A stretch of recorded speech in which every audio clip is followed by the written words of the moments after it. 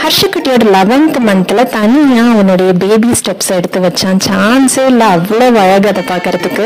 11th மந்த்ல ததக்கா புதக்கான்னு சொல்லிட்டு ஒரு பயத்தோடய சார் நடந்துகிட்டு இருந்தாரு. ஏதாவது சப்போர்ட்டோட பிடிச்சி எழுந்திரிச்சு அப்படியே மெதுவா நடப்பான். நாங்களும் அவன் பின்னாடியே தான் போயிட்டு இருந்தோம்.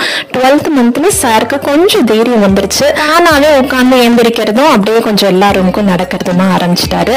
இன்னும் சாரை கையில பிடிக்க முடியாதுன்னு நினைக்கிறேன். இதை தயவு செஞ்சு உங்க பேபியோட கம்பேர் பண்ணிக்காதீங்க. ஒவ்வொரு பேபியும் ஒவ்வொரு டைம்ல நடப்பாங்க. ரித்வா 14th மந்த்ல தான் நடக்க ஆரம்பிச்சான்னு நினைக்கிறேன். எப்ப நடக்க ஆரம்பிச்சா என்னங்க, அதெல்லாம் ஒரு மேட்ரே இல்லை. அவங்க அழகா அந்த சின்ன பேபி ஸ்டெப்ஸ் எடுத்து வைக்கிறத பாக்குறதுல இருக்க சந்தோஷம் இருக்கே, அதெல்லாம் வேற லெவல்.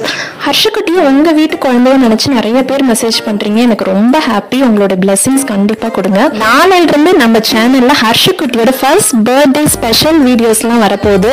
ஸோ அது தெரிஞ்சுக்க நம்ம சேனலை ஃபாலோ பண்ணிக்கோங்க. நான் ஆர்த்தி, மதியம் நாளைக்கு சந்திக்கிற வரைக்கும் பை பாய்.